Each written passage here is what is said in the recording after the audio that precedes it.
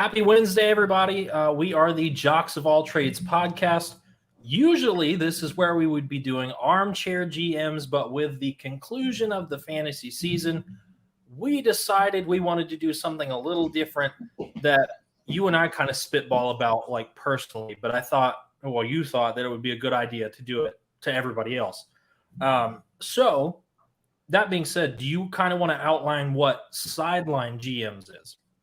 Yeah, so Sideline, the NFL offseason. So coaching changes, free agency, expiring contracts, trades, and I think like a big percentage of that will be also draft stuff. We love doing mock drafts. I think a lot of people love doing mock drafts. Everybody has a mock draft, it seems like, if you're involved in any kind of sports show or podcast or whatever. So like we're gonna keep that rolling. I think maybe our goal is to do like 4 or 5 probably. I think that would be a good guesstimate there. But also we'll talk about prospects, players that are coming into the NFL. And Senior Bowl, they were announced just a couple days ago. We'll talk about that here today, but that'll be a big thing. We'll cover, the aftermath of the Senior Bowl, Combine, Pro Days, and then also like what do teams need this offseason in terms of coaches, players? How did they do last season with their draft, and kind of just molding that into one show. So we're here for this is basically just like a player by player by player kind of show, and hopefully we'll get more in depth as we go along. And yeah. Sweet. I like that. That's pretty all-encompassing. But you're right. It is going to be a lot of players. Hopefully it's people that you know. And if it's not, great. Go out and do the research. Understand why we're kind of talking about these players and where they kind of fit with these teams. But to really kick it off, we have to start with the worst team in the NFL, which is the Jacksonville Jaguars. Dude, not really how I thought Trevor Lawrence's first season in the NFL was going to go. Nope. Disappointing, to say the least. However, you have more of a pulse on kind of team needs than I do. Do you want to tackle where we're kind of moving and where the Jaguars should be looking moving forward? Because they most likely, I think they have an 83% chance to have the number 1 overall pick. Yeah, it's almost locked in. I would say move number 1. There's a hashtag going around called I think it's called Clown, but it's spelled KHLOWN. As for their owner, Shad Khan. They don't like him, and they don't like their GM, Trent Baalke, either. Well, it's a big mess in Jacksonville, obviously, with Urban Meyer gone. Brad, the first move of the offseason for the Jaguars, I think everybody should know this, is what are they going to do at head coach? And GM. And I think that will kind of formulate their offseason. So if you don't mind me saying, I don't want Bill O'Brien. Heck no, not for the Jaguars when he messed up Houston. Like, it's not going to work out. I want Mr. Harbaugh from Michigan to go to the Jaguars along with the new GM. That'd be interesting. I don't know how you feel about that, but like they need stability, and I think Harbaugh. I mean, he built stability at Michigan. I think like he's never gonna be a championship guy at Michigan. I don't think. Not with Ohio State there. It's just not feasible. So. The 49ers, though, when he was with them, I mean, he took Kaepernick, who was good, but not like a great quarterback, had a good defense, and took him to the Super Bowl and lost to his brother. So, like, I feel like he's the kind of guy who, I mean, he was a quarterback in the NFL. So, like, he knows that. And also, I think he's really good at defense, too. And who's number 1 at the top of the defensive board of most mock drafts, most big boards? Aiden Hutchinson, his former player. And Brad, I think that's where it could go in round 1. But before we get to that, did you want to look at their draft picks from last year?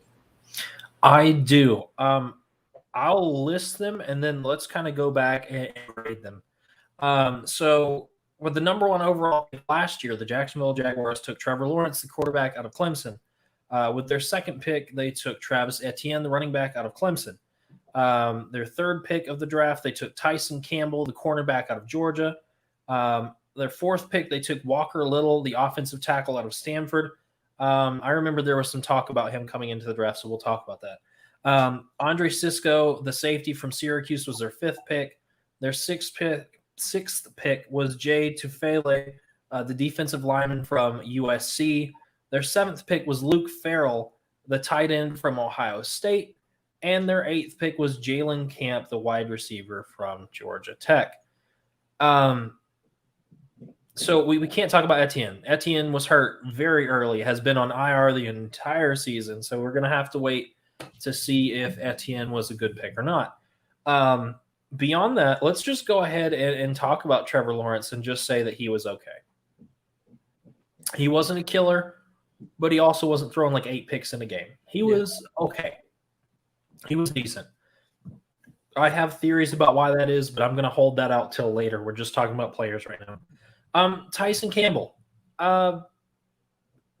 decent, okay, like somewhere in there, not having the same success as Stokes with the Packers. I feel like they really goofed that up and should have taken Stokes. Yeah, Stokes had a lot of success with the Packers this year, I feel like.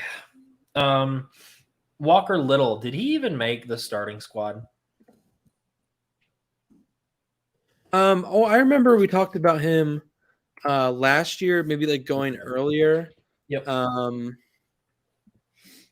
And he kind of fell to the 4th round, which is not great. But we talked about him being like a 6'7", like a big guy that could anchor down the left side. He did get a couple starts this year, I believe. He wasn't shook, like he prepared and he played pretty well, I think. He has to go against Josh Allen in practice, Clavon Chason in practice. So like, I think he might be a starter. Now, will he be like a all-pro? I don't know, but like I feel like if I'm the Jaguars, I'd keep him in there and just like keep progressing him year by year because you're gonna need like young offensive line and more experienced offensive line also for Trevor Lawrence, some guys to develop with him. Right. I don't know exactly his stats at the top of my head, but he got some starts, and that's good for a 4th-round pick, or sorry, a 45th overall pick to get some starts and play a little bit. So, yeah.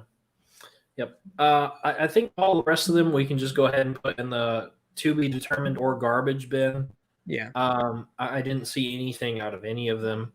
And the fact that we didn't see Luke Farrell, I don't know how to pronounce it, over Tim Tebow in preseason, like that's not good. Yeah. That's not good at all.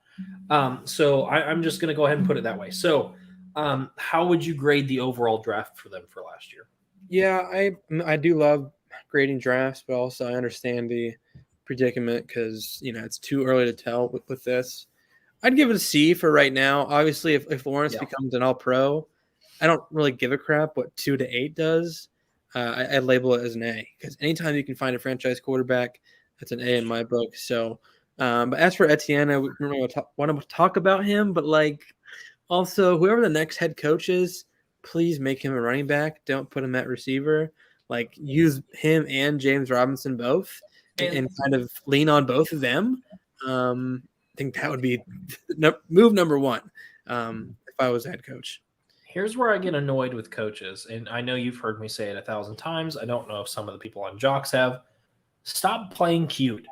And Urban Meyer's entire tenure with the Jaguars was trying to be cute. Don't be cute. It's the pros. Win games. That was your job, to win games, not be cute, not throwing Carlos. Who's running Carlos Hyde? Who out there was like, "Oh, I need Carlos Hyde to be." He just got like Ohio State. What was it, like a 34% snap count? Yeah, I don't with know. James Robinson? Like, gross. Like, that was stupid. So he played cute. If they pull in a coach that wants to win and wants to be successful, they won't put Etienne anywhere other than running back. And you're right, play a double game with Robinson and Etienne. That is their best move. And I will agree with you. If Lawrence can turn it around, just makes the whole draft that much better. I will give Lawrence this. He didn't really do anything utterly stupid the whole year. No, I feel like he played pretty within himself and within that team. and that team's just horrible. So like, you know what I mean? Like he wasn't going out there making the team worse.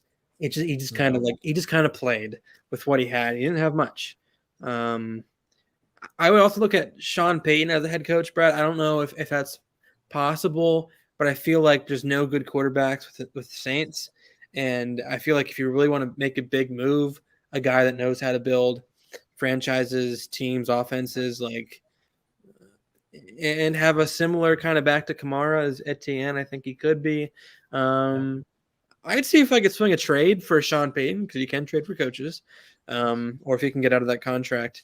I would just like to see a really good coach with a good system help Trevor Lawrence out. That is need number one for the Jaguars, is getting a coach that can help him. Yes. I have two coaching suggestions since we're talking about it. First of all, yes, I do want Bill O'Brien to go because I'm sick of his play calling at Alabama. So there's your joke. Like, I just want him to go away.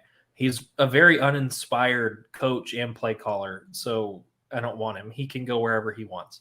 Two, you know who would be really great to pair with a good quarterback, and we've seen him do it with a lot of quarterbacks, specifically Russell Wilson, maybe Pete Carroll.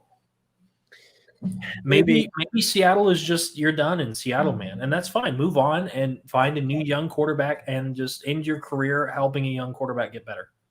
Yeah, we'll see how Darrell Bevel does with the Jaguars, because he is their offensive coordinator, and he did coach under Pete Carroll. So maybe, if Lawrence likes Bevel, maybe they could, reunite Carroll and Bevel again. That was my thinking. Yep. So I like that. I don't know if the Seahawks want to get rid of him. I think they do. I think I would if I were them. I think his time has lapsed. Like I just think like his time is done in Seattle. Let's move on to the Jaguars' needs. I didn't really cover that. Obviously, interior offensive line is a need. I would say tackle also a need. Tight end is still a big need for them. I know I kind of like their receivers, honestly. Like, I think Marvin Jones is better than what people give him credit for. Chark has been hurt, and we don't know about him, but he's a deep threat. And then Laviska Shenault, little Laviska, like he's just, I don't know. I think he's a playmaker, but they didn't really get him the ball to make plays. So, to piggyback off of that, they are good, but that's the problem. They're good. They're not elite. They're not great. So you were talking here, and what I'm looking at is you said in the second round, Daxton Hill would be available out of Michigan also. And yeah, their secondary is garbage. But I feel like it would be easier to sign a cornerback. There are tons of them, tons of quarterbacks. Finding an elite receiver is different. That's why I put Jahan Dotson. I thought maybe you would kind of back me on that. If you want an explosive receiver, I would have Jahan Dotson. Throw him in the slot, move Laviska outside, and put Marvin Jones on the other side. Yeah, I do like that. I think you're right. They're not elite, and I think teams desperately want to pair their young quarterback with elite talent. I mean, look at Jamar Chase with Joe Burrow, right? Or Kyler Murray with Hopkins. Yeah. People want that. So you're right. Like I was thinking about that too when I made this. I'm like, should they go receiver? Probably not. They have more pressing needs. But if a guy like that is that second round, or if they could somehow trade back up, I mean, guys like maybe Olave, maybe Jameson Williams, maybe David Bell, guys like that, could be on the edge of the middle or to the edge of the first round. And I think they all have potential to be pretty darn good or better than what they have. So I do like that. Daxton Hill at safety, kind of looking at him, it kind of reminds me of a Malcolm Jenkins type, like a guy that can really lead that secondary. And I think they need that. They need a guy in the back seven. They have a lot of talent. Like Miles Jack is good. Josh Allen, Chason, Smoot. They have a lot of guys that are good. They're front seven, but I think they need a leader in the back half. I agree. Yep. Yeah. We'll see where he falls, but I've seen him go at end of the first round as well, so maybe he might not be there. And third, Brad, is a boy from Georgia, Jamari Salyer. Many people didn't really know about him. Actually, I didn't really know much about him. But then he went up against Aiden Hutchinson and David Ojabo in the bowl game, and they didn't do anything. Dominated them. So people are kind of like, oh, did we kind of forget about this guy? What does his other games look like? He's a senior. He's going to be at the Senior Bowl. He's only like 6'3.5", so maybe he's more suited for guard. But we'll see how he tests. But if he's quick, if he's agile, he might end up on the outside. And I think as a day 2, a late day 2, and early day 3 kind of pick, I think that might make sense for the Jaguars. Yep. So the last thing I want to touch on with the Jags, their cap space, I think, is the best in the NFL next year with $72 million. So even if they don't address a wide receiver or a safety or a cornerback, whatever they don't address, you have the money to go out and offer somebody. We will pay you a lot to come in and be a veteran leadership on this defense and turn it around. Because Jacksonville's defense, what was it, even like 4 years ago, even like less? They were great. Oh yeah, with Blake Bortles, it was very good. Yeah. So they're not far away from getting back to that. And if you're gonna help a rookie quarterback that doesn't have a lot of great weapons to give it to, make your defense good. That's why when you said what you did, I was like, I'm in. I'm in with Hutchinson. I'm in with Jacksonville. Granted, I think they do need to invest in a high wide receiver. If they can sign somebody, then yeah, go for a receiver. But I agree. Shore up that defense because that defense was abysmal. In a division where you could have easily won because the Colts were spotty. Houston is Houston. And the Titans were without Henry. Like, they're not amazing. They're okay.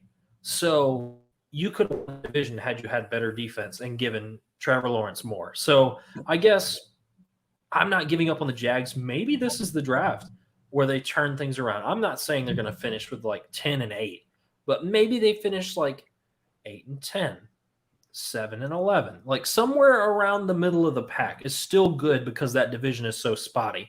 So who knows? Maybe next year could be the turning point with Etienne coming back and figuring out what to do with Robinson and not having a stupid coach trying to move a running back out to receiver. I think the stupid coach thing will fix a lot of their problems, honestly. I agree. Yep. But yeah, if they can get Trevor Lawrence, who could be, an all-time, I'm not saying he is, but like what we project him to be, could be an all-timer. Right. And then they get a number 1 defensive end, either Thibodeau or Hutchinson. Like if you can get your stud quarterback and stud defensive end in back-to-back drafts, that's monster. Every team's dream. Every team's dream is to get that. So, but the Jaguars, they could easily screw it up, and they just might. I would say free agency for them really quick, like Marcus May, safety, Marcus Williams, safety. They're both free agents. And you're right. They have a ton of money. It's just some teams do this where and their left tackle, Cam Robinson's a free agent. So I don't know if they'll bring him back. He's not that great. A lot of teams with a lot of money do this, and they just like spend all of it. And for them, I feel like go after like 3-year deal kind of guys so you don't like kill yourself with the cap if it doesn't work out. But they will have a lot of money to play with, and there's a lot of good guys out there. So I wouldn't be surprised if they threw their entire bag at a couple of these guys. Mm-hmm. Which, if they're smart, they should. They should. Yeah. Let's move on to the Lions. They're projected with pick number 2 right now. I would say their biggest needs, number 1 is probably quarterback, honestly. Quarterback is a big one. Receiver, massive. Interior offensive line, I think, is pretty big as well. And they could use talent pretty much anywhere and everywhere on defense besides maybe D-tackle. So a lot of needs for the Lions, almost every one. Yeah. Let's look at their draft from 2021. Do you want to go over those guys? I will. Sorry, I was sharing our video so we can get some more guys in here. I would be happy to. They had kind of a strange draft, and I'm going to say a silent prayer for myself to get through everybody's names and say them correctly. So with their first pick, they took Penei Sewell, the offensive tackle out of Oregon. I still think a lot of teams goofed up by passing up on him. But hey, if you're Detroit, it was part of what made DeAndre Swift more successful this year. So, whatever. Cool. Pick number 2, Levi Onwuzurike, the D tackle from Washington. I can never say his name. I stumble. Their third pick, Aleem McNeil, the D tackle from NC State. Their third pick, Ifitu Melifonwu, the cornerback from Syracuse. Their fifth pick, Amon-Ra St. Brown, the wide receiver out of USC. Their sixth pick was Derek Barnes, the linebacker out of Purdue. And with their last pick in the 7th round, they took Jamar Jefferson, the running back out of Oregon. I can't really make sense of this draft. Like, it wasn't exactly the things that they needed necessarily. Like an offensive tackle, yes, okay, I get it. But why did you need another running back? You have DeAndre Swift. You have Jamal Williams that you just signed. Like, are you guys just dumb? Like, I get it's your 7th round pick, but don't just throw away a pick for nothing. Linebacker, like, why? If you're going to take a linebacker in the 4th round, 90% of the time they're not going to be a starting linebacker.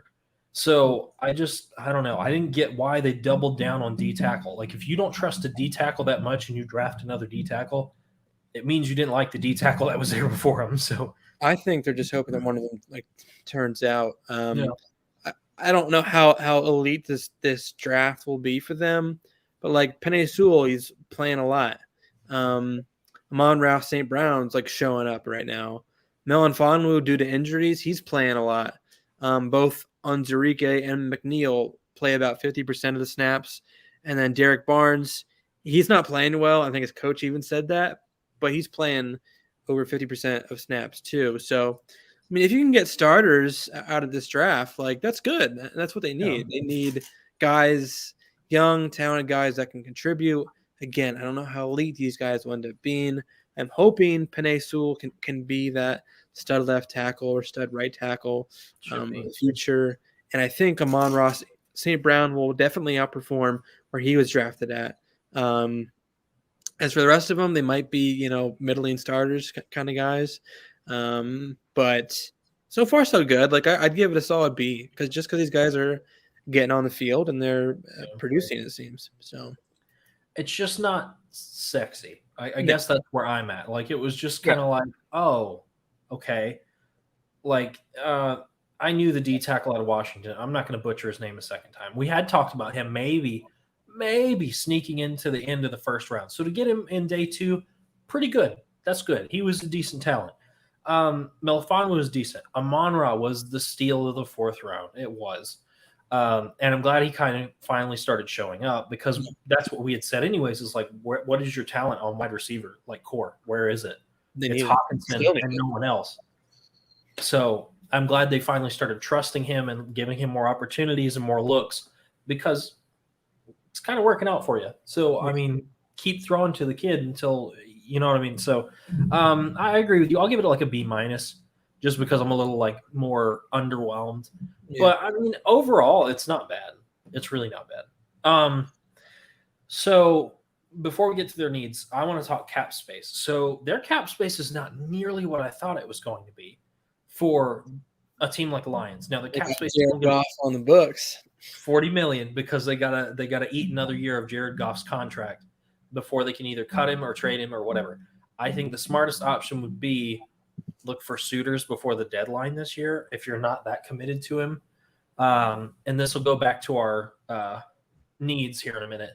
But maybe this is the that you can get rid of him. Nobody was going to take that contract with 2 years on it and that much money. Nobody. I don't care if you are Pittsburgh and you got to deal with Big Ben. You'd rather deal with Big Ben till he's gone than eat that much in cap space. Yeah. So it makes sense. What about needs? What are we looking at here early?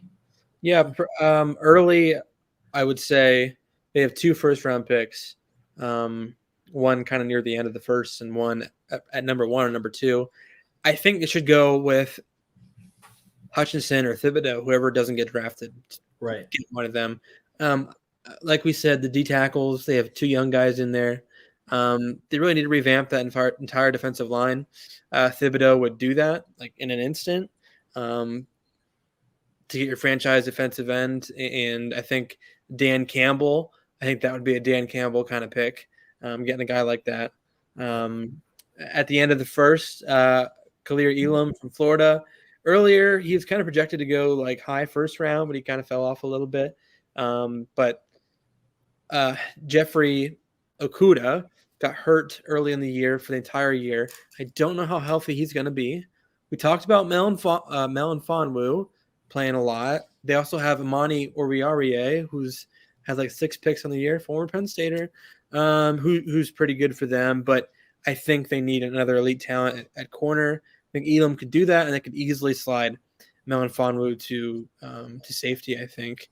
And if Okuda can't get back healthy, then they are in desperate need for a corner. But like you said, receiver, still a massive need.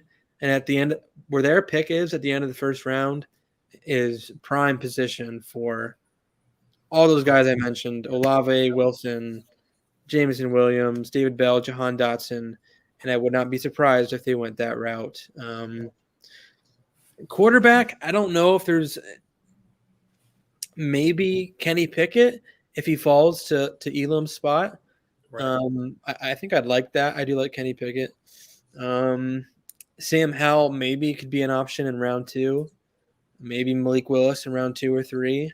It just depends on if they fall in love with these guys. And we never know that. We never know which team falls in love with which quarterback. So I have a whole spiel for that in a minute. Yeah, I mean, I would rather just teams, go after what they know rather than what they think they know in terms of quarterbacks. Right. I'd rather them go another position that they think is really going to help out before reaching on a quarterback. But round 2, Tyler Linderbaum, center from Iowa.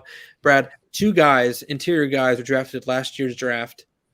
Creed Humphrey from Oklahoma and Landon Dickerson, your boy from Alabama, who were both drafted very late, like in terms of where they're supposed to. Like if this is a redraft, they both easily would have been picked inside the top 20, because center is not valued. It's not valued. But if you can get a really good one, then it just makes up for so much efficiencies on your interior O-line. So if they can get Linderbaum at the end of the first or early second, I think that would be a really good pickup for them. And as garbage as I think Iowa is, Iowa always has good O-linemen and good tight ends. Yep. And linebackers. I guess linebackers too, but that's hasn't been the case for a while. But yeah, big boys, anybody that's big, I trust coming out of Iowa. Yep. For sure. So I think that would be a really solid pick for them. The third round. Third round, I think you could throw Malik Willis's name out there. Mm-hmm. I don't know where he'll go. I mean, halfway through this year, people were talking about him being a top 15 pick, and how he seems to be sliding down a little bit. He's definitely a shot in the dark. You don't know with him. Out of his 12 picks that he threw for the year, he threw 8 in the last 3 games that he played. So that's not great. No, it's not. I would say he's very inconsistent, and he played at a small school. Yeah, both of those are not great, but we have seen small school quarterbacks do well, so it's not out of the realm of possibility. And then I also have Kobe Bryant, not that Kobe Bryant, RIP. Kobe Bryant, corner from Cincinnati. His teammate Ahmad Gardner is probably a higher projected pick, but pretty sure Kobe Bryant won the Jim Thorpe Award, which is crazy. So I feel like he could be a day 3 steal for them if they don't go corner early. And the reason, I think part of the reason Ahmad goes higher than Kobe does, he's just his fluidity and speed are a lot better than Kobe's. Kobe just has better defense. His defense is great. Like the defensive skills of knowing where to be to break up a pass, the defensive skills of knowing where to be to just cover a wide receiver without like really drawing a penalty or anything. He's very good at that. But I think Ahmad is the better athlete out of the two of them. Yeah, and Ahmad played surprisingly really well against the Alabama receivers. Yeah, I was shocked by that. Yep, it's one of their most probably best players there. Won the Jim Thorpe Award. He is pretty big. He's about 6'1", 200 pounds. So he's very big for a corner, if that's what you want in a corner. A lot of experience. So I think if you can get guys like that in the third, fourth round, like a lot of experience type of guys, like that could work out. I think that'd be a solid option for them. Let's move on to the Houston Texans. Yep. Do you want to talk about their situation right now? Yeah, guys, it's the Texans. They suck. Deshaun Watson was the best thing Deshaun Watson and probably DeAndre Hopkins were the best two things that happened to them. They shipped DeAndre for literally like pocket change and like half-eaten Cheez-Its. And then Deshaun Watson can't keep his hands to himself. So, you're down your two best players you've ever had for your franchise. Well, I guess J.J. Watt too, but J.J. Watt also just was like, hey, deuces, I'm out. And after a while, before we get to the actual team problems, after a while of hearing players talk about how bad the culture is of an entire organization, you have to start to question how valid that is. And so I don't think an immediate cure is forthcoming soon. I think Deshaun Watson had it right when he pegged that he didn't like the new GM. He didn't like the new guys because I'm sure they hired somebody that feels the same way that they did previously. So, of course, they don't like it because they didn't like what it was before. So, beyond all that, they just suck. There's nothing on offense. There's nothing on defense. You could pick whatever and be fine. So, let's talk about their draft picks from last year. First of all, let's start out with they didn't pick until the third round of the NFL draft. Can't do that. Has to be a record. It has to be a record. That's awful. So because Deshaun Watson's status was up in the air, they took Davis Mills, the quarterback out of Stanford, with their first pick in the draft. Their second pick in the draft, I actually like this pick. Nico Collins, the wide receiver out of Michigan. He was actually pretty decent this year. Their third pick in the fifth round, they took Brevin Jordan, the tight end out of Miami. Their fourth pick, they took Garrett Wallow, the linebacker out of TCU. And their last pick, they took Roy Lopez, the D tackle out of Arizona. Kyle, I'll go ahead and grade this one for you if you'd like. I'm going to give it a D. Desperation picks through and through. You wasted a lot of your really good draft picks for things that did not turn out for you. And if you are going to trade a high draft pick, you better be getting something back in return. And I think that's why they freaked out so much about trading Watson and demanding 3 first-rounders because they knew what they gave up. You literally just tanked a whole season because you gave away important picks to building a franchise. So now that they are not going to be doing that this year, we'll come back to the garbage fire that was their draft picks. But basically, Davis Mills shouldn't even be a backup in the league. He is awful. Maybe you're a little kinder to him than I am, but what I saw of him, he's just not ready for the NFL. I'm a little bit. I feel like he's performing now better than what I thought he would be. I thought his trajectory would be just I don't think he'll be a starter. I really don't. I think he could be a decent backup. I think he really could be a decent backup in the league. Maybe. I don't see him as a long-term answer. I don't. But as a backup, yeah. And sometimes backup quarterbacks aren't that good, but they just stick around because they're smart and they're productive and they work hard. And they can complete a pass here or there. So I think he could do that. Nico Collins, like you said, he has some talent for sure. Brevin Jordan, a very athletic tight end from Miami last year. Both of them didn't really do much. Nico played 13 games, only 1 touchdown, about 380 yards. And then Brevin Jordan, only 3 touchdowns, only 8 games played. So you want more from them for sure. And they'll come back next year and perform better, I'm sure. But not great. I don't think Garrett Wallow or Mario Lopez did anything. Sorry, Roy Lopez, same thing. Yeah. Did anything at all. So, yeah, our draft's pretty bad. I wouldn't I don't disagree with that D rating. Yep. They have a lot of needs. So because there are needs, I trust that you have your finger on the pulse for kind of what they need to do here. I did make a suggestion and I'll talk about it, but if you're going to pick one of the more talented players in there, how would you start out for them with their first pick?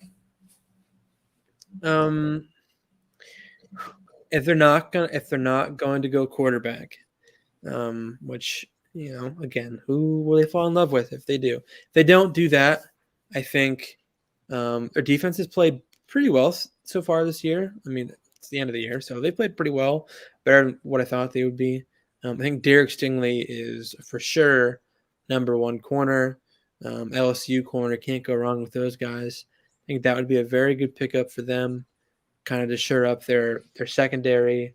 However, I think Evan Neal from Alabama might also be a decent pick if you're looking for an offensive lineman to protect a future quarterback you'll get next year. I'll bring some caution to that.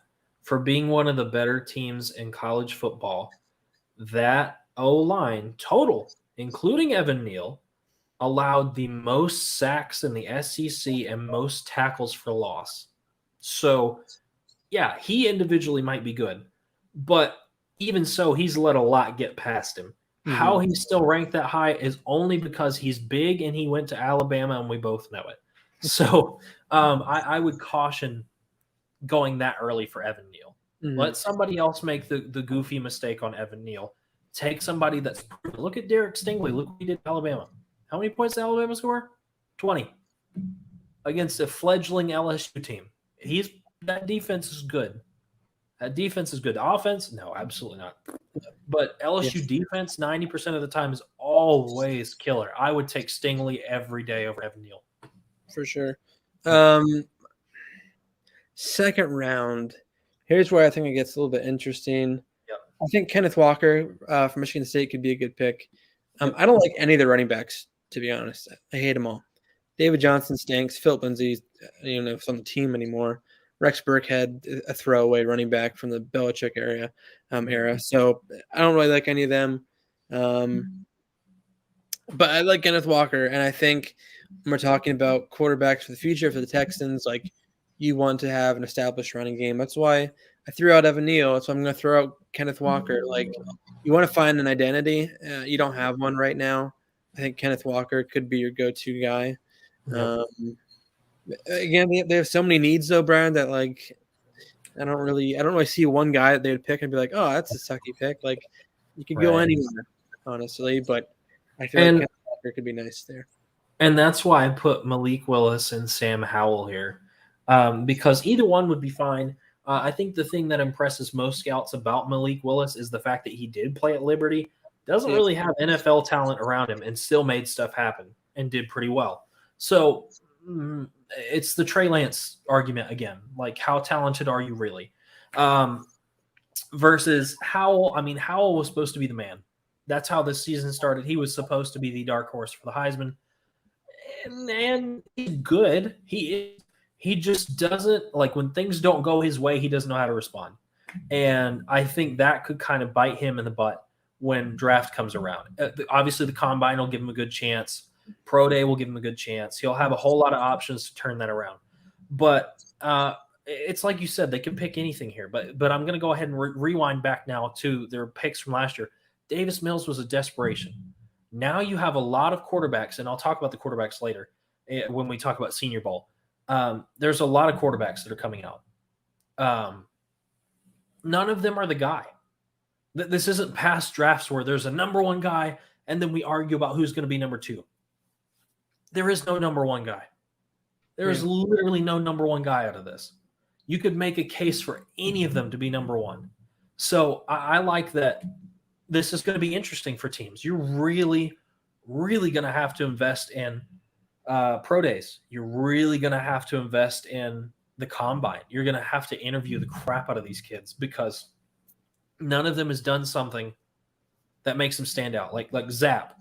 Zap is going out. Yeah, he holds the record now. He beat Burrow's record. But how does that make you feel that he played at Western Kentucky? Yeah. Or Carson Strong. Carson Strong has such a great arm, but he failed to show up in big moments and only played for Nevada. Or you could take Kenny Pickett. Kenny Pickett, the 2 years before this, granted he was dealing with an ankle injury, but he threw for almost as many touchdowns as he threw picks. This was his breakout year. So was it his receiver core or was it him? Like, you could make a case for literally anybody here. No one is the clear-cut guy. So I think teams are going to have a hard, and we're going to have a hard time in mock drafts, Yes, we a will. hard time saying this is for sure the guy that they're in love with. Yeah, we'll have no idea. I don't think it'll get easier for us doing mock drafts. Nope. At all. I would say round 2 for them. Jackson Kirkland as well, tackle from Washington. Yeah. Like I said, they need offensive line desperately. It's one of the worst offensive line groups in the NFL. So if I were them, maybe you go O-line and running back after your first pick, which is probably defense. Yeah. Round 3, Brad, I have 2 guys here. Jalen Weidermeyer, tight end, Texas A&M. Very athletic tight end, thought to be one of the best tight ends before this year started. I don't think Brevin Jordan's the answer. I think Weidermeyer could be good for them. And then I have Josh Paschal as well, defensive end, Kentucky. He's the kind of guy, like if they're looking to replace J.J. Watt, he's not going to be J.J. Watt, but he's 6'3", 280. I feel like he's going to be the kind of guy just set the edge. Not necessarily a pass rusher per se, but we'll be able to do a lot of different things for them. And I think he probably falls around in that 3rd, 4th round area. But again, like I said, they have so many needs. They could go anywhere, and most people would probably be happy. So, yep. So I have a question for you. So David Culley came in this year as the head coach, right? Based on their performance, are you going to tag that on Culley? Or are you going to tag it on the build of the team? Are you going to tag it on the GM? Like, how is his hot seat right now? I would put him at toasty. Like, it's not what was expected when you came in, but it's also the Texans. So I feel like you're going to be a little more lenient with him. So where do you fall in that kind of thing? I'd say it's a little warm. I think he'll return next year. This job wasn't attractive at all. Like, no one wanted it. So I think, again, no one wants it. So, like, they're going to have to keep him. I think he did a fine job. I think the players like him from what it seems. Like, I don't know if he has like a very good background in offense or defense. I know he coached receivers at one point, actually for the Eagles way back when. But I don't know if he'll be the kind of guy to lead you somewhere. But he might just be there for the next couple of years until they get draft picks, till they develop, and then once they make that big swing for a quarterback or are in position to make that big swing, that's when I think they'll be like, all right, get out. Let's get someone else in that's really good with quarterbacks. Yeah. So very well could be next year. The quarterback's coming out next year. I think a little bit better than this year, but not much. I mean, Bryce Young will be there next year and so will Stroud. So I think both those guys should be better than what's coming out this year. So I think that's maybe when they'll make that swing for a new coach.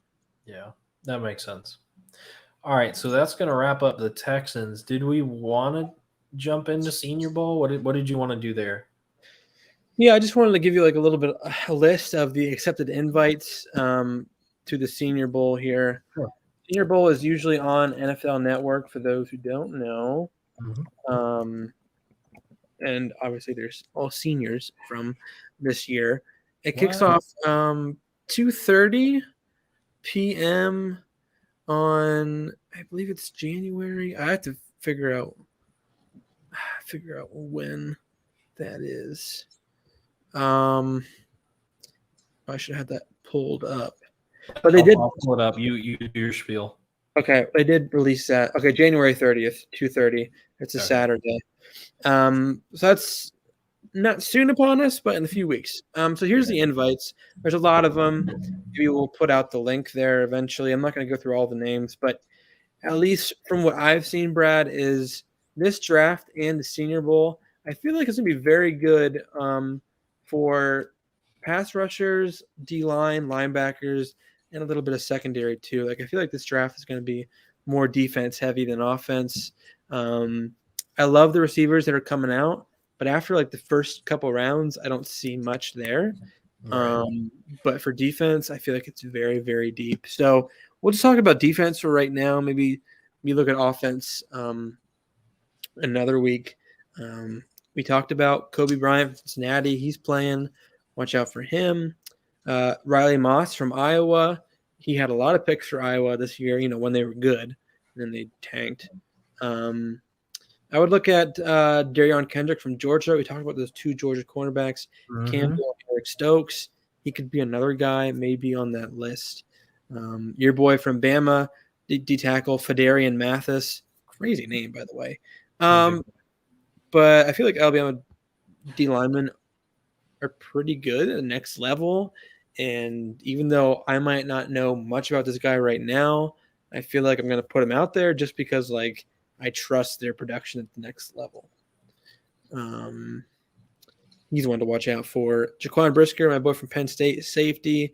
I think he's one of the best safeties in this draft.